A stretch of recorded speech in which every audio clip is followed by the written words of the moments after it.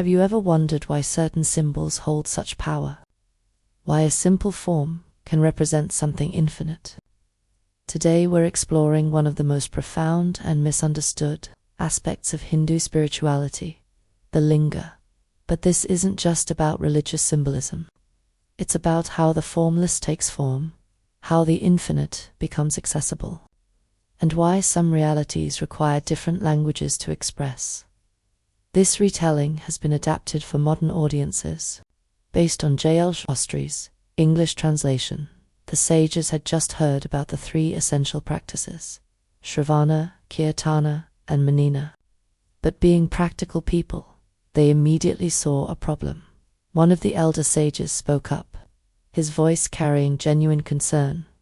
Suta, what you've shared is profound. But we must be honest. Not everyone has the capacity for such sustained practice. Some people work from dawn to dusk just to survive. Others lack education or access to teachers. Some are elderly or ill. What about them? Are they simply excluded from transformation? Is there a path by which liberation can be achieved without hardship or strain? Suta's face softened with compassion. He said, "You're asking the right question, because Shiva himself has thought of everyone. The path I'm about to describe is simpler in one sense, yet no less profound. A person who finds themselves unable to perform the three rites can take another route entirely. They can establish a linga, the phallic emblem, or an image of Shiva, and worship it every day. Through this alone, they can cross the ocean of worldly existence. Let me be more specific. The devotee should offer whatever they can afford. And this is crucial. Without deceiving others, without stealing, without harming anyone in the process of acquiring it. They offer to the linga or the image of Shiva. The key is constancy. Worship must be regular, daily if possible. Worship should be carried out with care and fullness. This includes building platforms, decorated, and the worship can be as elaborate as one's circumstances allow. For those with resources, they might construct platforms, gateways, monasteries, temples, and sacred centers, offering garments, perfumes, garlands, incense, and lamps with sincere devotion, presenting various foods such as cooked rice, cakes, pastries, and accompanying dishes, and providing umbrellas, fans, chowries, and other ceremonial items.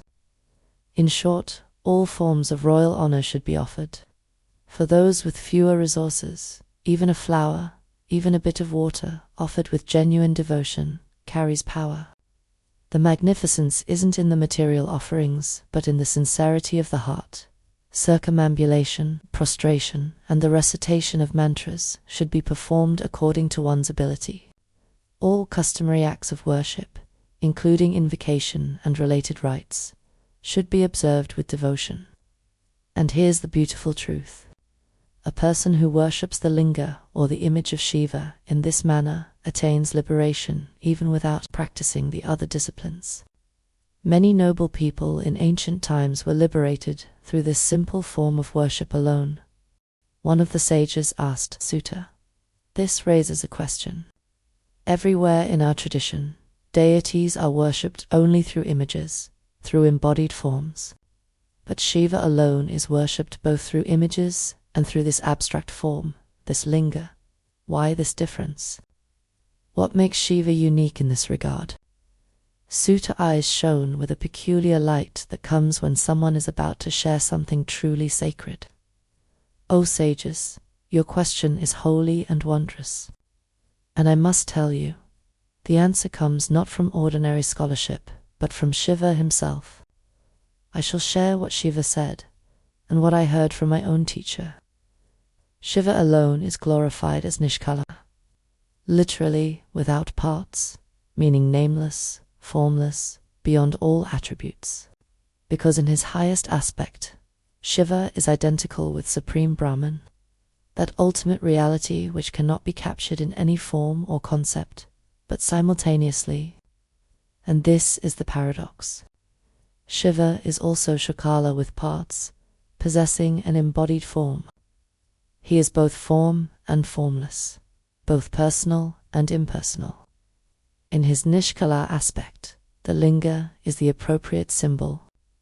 It represents the formless, the absolute, the reality beyond all limiting characteristics. In his Sakala aspect, worship of his embodied form is appropriate. Shiva with his matted locks, his third eye, his blue throat, seated in meditation or dancing the cosmic dance. Since Shiva has both aspects, he is worshipped both in the phallic form and in embodied images. And because he transcends both, and includes both, he is called the highest Brahman. Suta paused, making sure everyone was following, then continued. Other deities, magnificent as they are not Brahman in this ultimate sense. They don't have this Nishkala aspect. Hence they are not worshipped in the formless phallic symbol. They are individual souls, sublime and powerful, but still individual.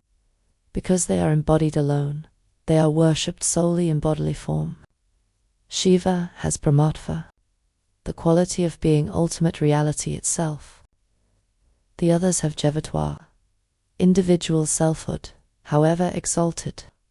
One sage asked, "But Suta, this seems like such an abstract theological distinction. Is there any authoritative source for this understanding?" Suta nodded approvingly at the question.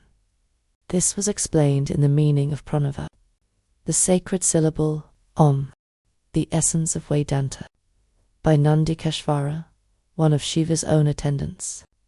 When asked by Sanat Kumara, Brahma's intelligent son, at Mount Mandara, "Let me share that ancient conversation." Sanat Kumara approached Nandikeshvara with genuine puzzlement. He said, "In the worship of deities other than Shiva, only embodied forms are commonly seen. But in the worship of Shiva, both the Linga and the embodied form are used. Therefore, O gracious one, please explain this clearly and make me understand this truth." Nandikeshvara replied with characteristic directness, "This question cannot be answered without disclosing the secret of Brahman. O pure one, since you are devoted and genuinely seeking, I shall tell you what Shiva himself has declared, because Shiva, as the supreme Brahman, possesses a formless, bodiless aspect, the Nishkala Linga, fully in accord with the meaning of the Vedas, is used in his worship, since he also has an embodied form. That embodied form is also worshipped and accepted by all people, according to the decision in the Vedas. The embodied form alone is to be used in worship of other deities, who are individual souls with bodies. Other devas have only the embodied aspect in their manifestation. In sacred literature, both the phallic and the embodied forms are mentioned for Shiva alone. Sanat Kumara wasn't satisfied with just the theology. He wanted to understand the origin, the actual event that established this dual worship. So he pressed further, "O fortunate one, you've explained the worship of phallus and image distinctly for Shiva and the other deities.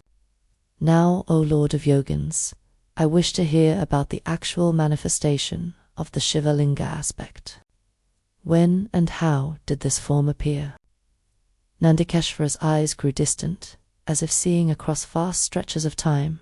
"O dear one, out of affection for you I shall reveal the truth. Long, long ago, in what's called the first Kalpa, imagine a time so ancient it preceded even our current cosmic age. Something happened. The noble souls, Brahma and Vishnu, the creator and the preserver, found themselves in conflict. They were fighting each other, each claiming supremacy. In order to shatter their arrogance, Lord Parameshvara, the Supreme Lord, manifested his formless Nishkala nature. Right there between the fighting deities, a vast column appeared, a pillar of blazing light, infinite in both directions, with no visible beginning or end. This was the infinity making itself visible whilst remaining infinite, and Shiva, with a desire to bless all the worlds, showed his phallic emblem separate from this column, evolved from it, yet distinct. From that moment onwards, the divine Linga and the embodied image were both assigned to Shiva alone. For all other deities, only embodied forms was assigned.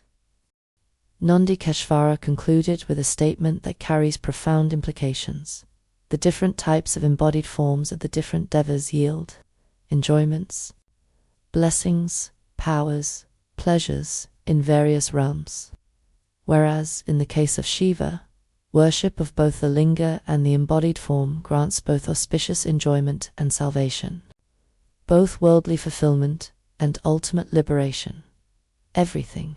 The sages sat in stunned silence, absorbing this teaching. I've been sitting with this chapter for days, and it keeps pulling me back to this profound question. How do you represent the unrepresentable? How do you worship that which transcends all form? You know, many of my friends talk about believing in a higher power, but never wanting to give it a specific form or identity. Isn't this exactly what the Linga represents? A form beyond form. The shape of the formless. Now, the text explicitly calls the Linga a phallic symbol, which might make modern readers uncomfortable. But I think that reaction itself reveals something. Our cultural squeamishness about sexuality as sacred rather than profane.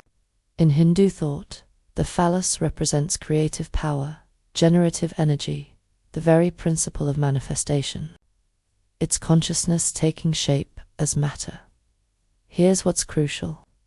The text doesn't claim the Linga literally is Shiva or even looks like him. Instead, it symbolizes an aspect of Shiva that simply can't be captured in any representational image. His nature as Brahman, ultimate reality itself. Think about it. Every image we create has limits.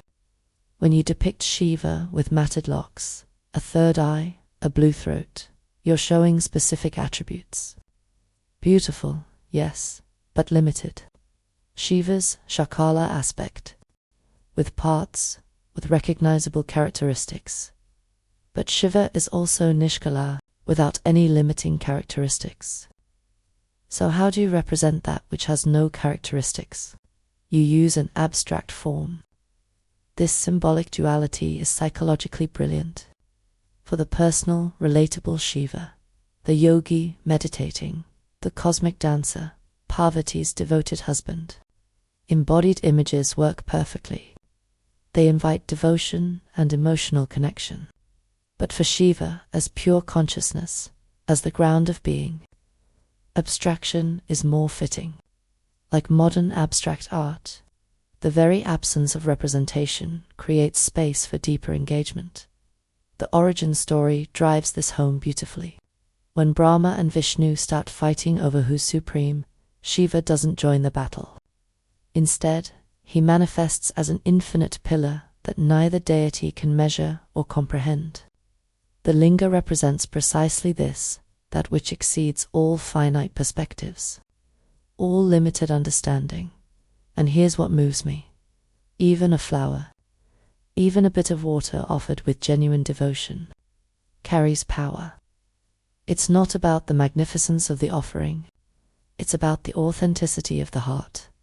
I'm curious about your reflections on this. Let me know in the comments. In our next episode, we'll witness the actual story of Brahma and Vishnu's conflict and Shiva's manifestation as the infinite pillar. I really can't wait to share it with you. Don't forget to subscribe and ring the notification bell. Until next time, keep questioning, keep practicing, and keep dancing with the mystic.